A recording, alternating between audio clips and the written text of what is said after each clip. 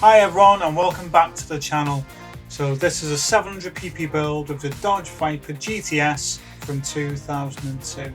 This is an absolute monster, easy to drive, gets you 3 laps before refueling at Le Mans if you half shift, and failing that you can floor it round and get the usual 2 laps.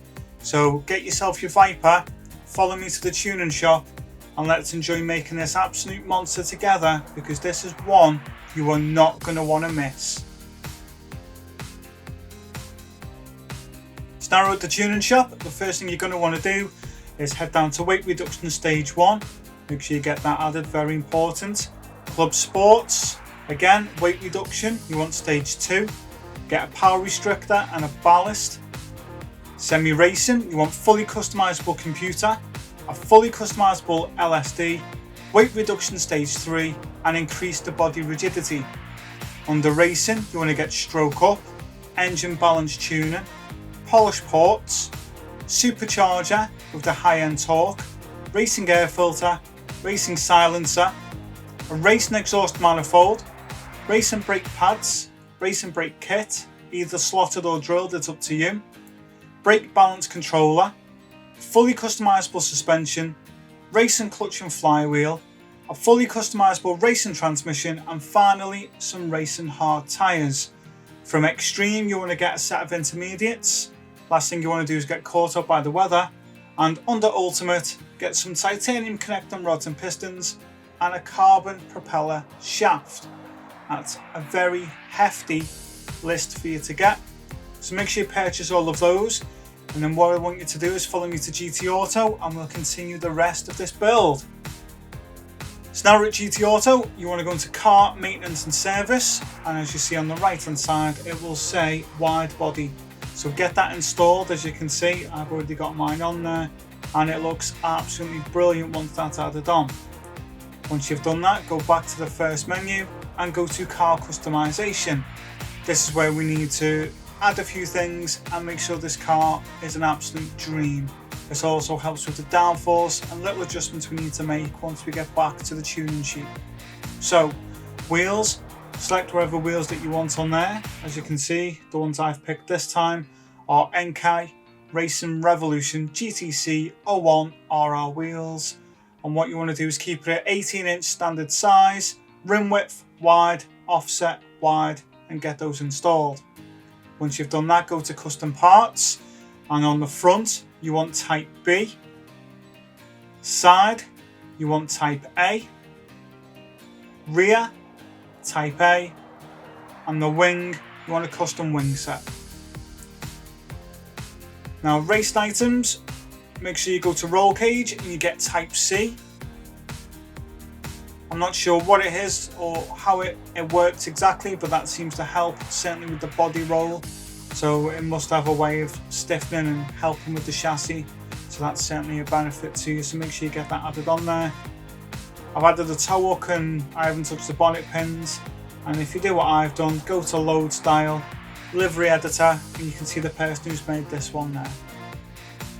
So now we've done that, head back to your garage and let's get this all tuned up and ready to win at Le Mans. Fab, back at the garage, car settings, and this is where we're going to make that change. Now this car is brilliant at Le Mans, but it does work on lots of other tracks, so don't think it's only a one track car. It certainly isn't, and it certainly helps when you're doing your weekly challenges when they come up. So all the cars that I've done to make sure that they're there to win and to benefit everyone. So certainly give them all a go and leave your comments below on each car and let me know what you think. What race did you win and how did it go? Right, back to the Viper GTS. There's your setup for the 700pp. So racing hard tyres, get those on there first of all. Suspension, you want your body height adjustment, so front 80 and the rear 90. Your anti-roll bar, 7 at the front, 10 at the rear. Now the dampen ratio compression, you want 35 at the front and 37 at the rear. The dampen ratio expansion, 45 at the front, 47 at the rear. Now your natural frequency, you want 2.15 at the front and 2.65 at the rear. And your negative camber angle, 2.5 at the front and 3 at the rear.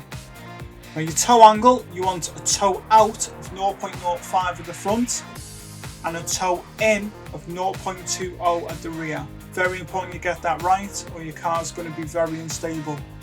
Now, getting down to the initial torque, you want 10, acceleration sensitivity 15, and your braking sensitivity 15.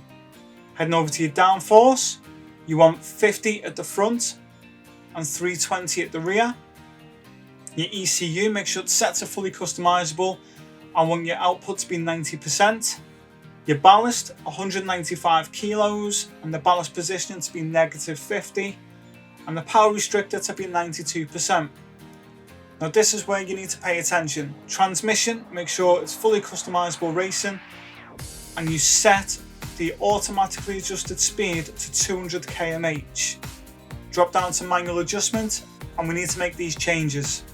So first 3.567, second 2.464, third 1.798, fourth 1.428, fifth 1.195, and sixth 1.001 with a final drive of 2.520.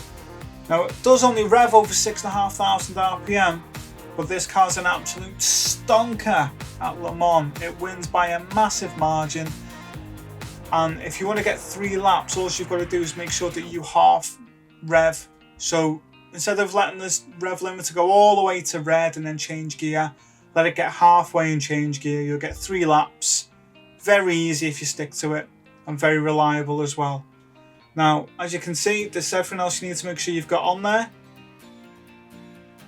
And what I'm going to do now is I'm going to give you a bit of a guide of what it takes to win at Le Mans with what I've just mentioned. So if you want to see another video, click on another one. And if you want to see what happens in this Viper at Le Mans, continue watching. So straight from the start, first thing you want to do is make sure you set your fuel map to 6. Make sure it's on lean. And that's going to help get you, depending on how you drive, 2 or 3 laps. So for the standard 2 laps, just race it full revs, straight round, you'll get your 2 laps, no problem at all, and some extra fuel, and then you'll be able to just pit as per normal. Now, if you want 3 laps, what you need to do is make sure that you half shift. So if you're watching that rev limiter in the middle of the screen, you'll see him get to halfway and then changing gear. Now the problem I had on the first part of this lap is I got round this corner and there'd been an almighty smash. So I had to slam on, try and avoid, but I still hit that Mazda. But then you continue along, and if you watch half shift again, and this thing just starts flying up to nearly 200 mile an hour on the Mulsanne straight. It's an absolute rocket.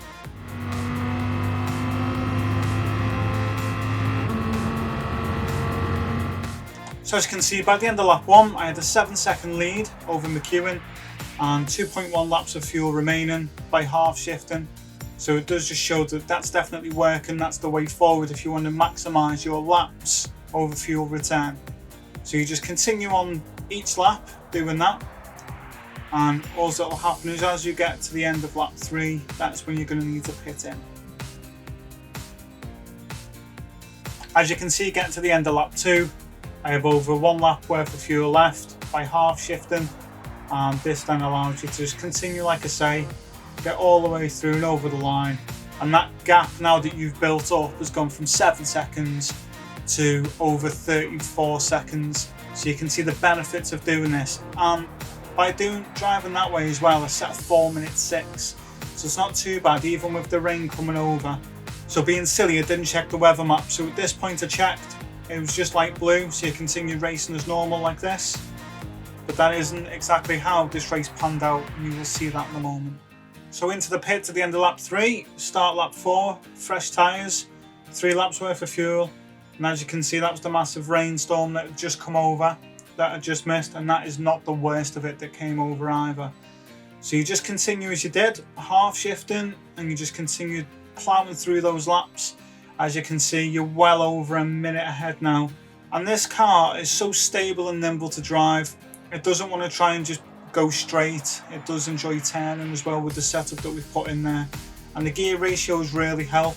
So by doing a bit of fuel saving by half shifting, even if you want to do, coast and brake and things like that, Just take your time, because this car will not let you down. It's definitely one of my top 10 cars now after building it and enjoying it for the last few days. So it is definitely one that I'm going to be keeping, and I hope you do too. And as you can see there, you're hitting well over 180, 190, and that's even in the wet. So moving on to the end of that lap. So as you can see, nothing much happened throughout lap 4 and 5. We've come to the end of lap 5, and you just make sure, again, you're a bit careful with your gears, especially going around these corners. And I checked the weather radar, and this almighty storm appeared, and then I thought I was making a massive error of judgment here by not pitting. I had over 2 minutes. I could have pitted easily and been perfectly fine, but I thought, you know what, I'm going to give it a go, and I'm going to see what this car can do. Now as I do that and I cross the start finish line, if you look at the bottom left of that weather radar, you see a bright patch of yellow, and that comes straight over. And of course, it was like monsoon season. It came straight over. I barely caught the apex there. I had to slow right down. The weather was torrential. I did have a massive gap. I was gaining on the pack, but still, the car kept true. It was really good. It was really solid. I thought rear wheel drive, I'm done for. And no, it absolutely stuck to the road like an absolute gem. And I was glad I got able to test the car in those conditions, because normally you don't. And as I'm sure you can tell, I pitted previous lap. I thought I'd absolutely nail it and see what I could do. Caught everyone at the end. They'd all just start finishing their laps. And that was it, an easy win. So, a few things to bear in mind. This car is stable and easy and nimble. Just drive it like you would any normal car. Don't overdrive it. Don't try and throw it into a corner and expect it to do anything you want. Be a bit mindful, it is still a rear wheel drive car. Just be a bit careful. I use a pedal and wheel setup. I do try and do what I can using, a pad and making sure it works for everyone. But that's another win, another 825,000. So let me know what you think of that one. It's another fantastic car in my opinion, and I'll see you on the next one. So don't forget, these builds are great for your weekly challenges as well as the usual money races. Please let me know in the comments below what you think of this one. If you haven't already, hit that subscribe button so you don't miss any of these amazing builds in the future. And if you have a car you want to see built specifically for a race, please let me know in the comments below.